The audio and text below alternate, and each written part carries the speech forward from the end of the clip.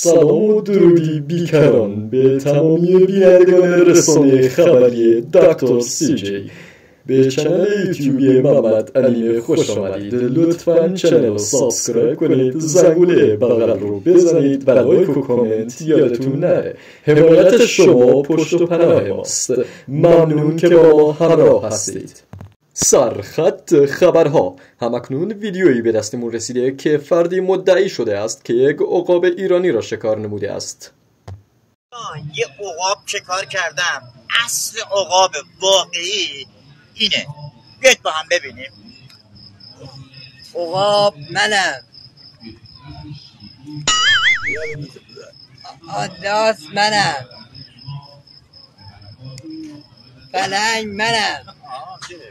تحمتی رضایی منم. هر کی میگه عقاب منم دروغ گفته. عقاب منم. بفرست بره. خاک بر سر عقابی که این باشه. بیشتر شبیه عقاب کمپ ترک اعتیاد است تا عقاب ایرانی. هرچی آبرو واسه عقاب بود از بین رفت. کل ایرانو به چالش میکشم.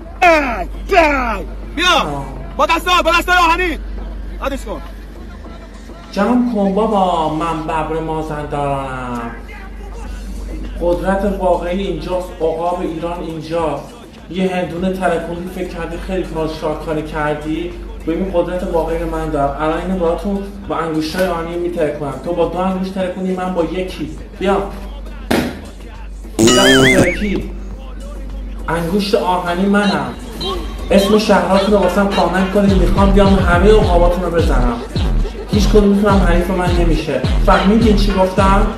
بده 6 بشین روش برو کیش. خدافظ.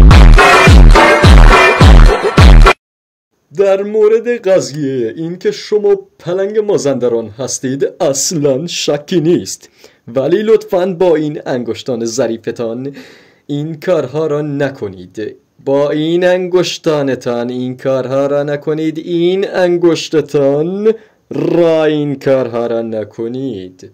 ویدیوی بعدی که به دستمون رسیده در مورد فردی است که مردم را نصیحت می کنند. لطفاً نصیحت های این شاسکول را جدی بگیرید. یه جمله بگو به فالوورام. دایی میخوام یه چیزی بهتون بگم.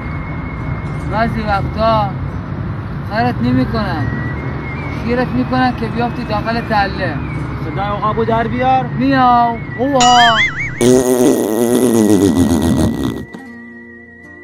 آقا ما امروز اومدیم پیش داداشم عقاب ایران امیر سوزوکی. هر کی با داداشم مشکل داره میریم بالا سرش. عقاب ایران منم. هر کی هم به جز من ادعای عقاب بودنش باشه بالاشو قیچی میکنم. عقاب کل استان مرکزی منم. یار جنگی من، شلوار پلنگی من. به نظر میرسد عقاب‌های اصیل ایرانی واقعی که نسلشان در حال انقراض است به خاطر این جوجه قناریایی هستند که تازه به دوران رسیده اند و خود را ملقب به عقاب میدانند.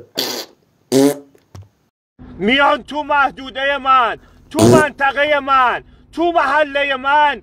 سر پایین چه تو چش بچه محلای من بشین شلوار پاتون رو در میارم. عقاب مایی. این آرداییه که هر شب با یک وعده دعوا میذاره، ولی هیچی تو مجازی باور نکنیم با خدا.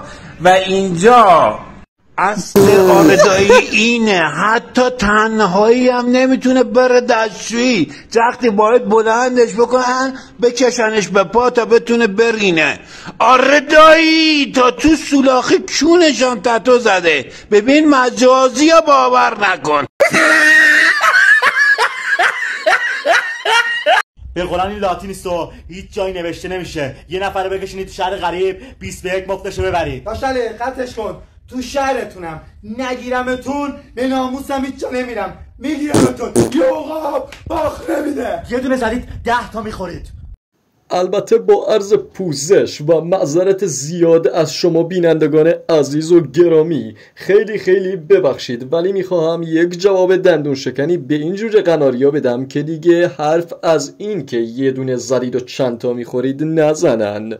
مگر این که بیا اینو بگیری، اینو ببینی، میبینیش، بیا بگیرش، بیا میبینی، مگه اینو بگیری.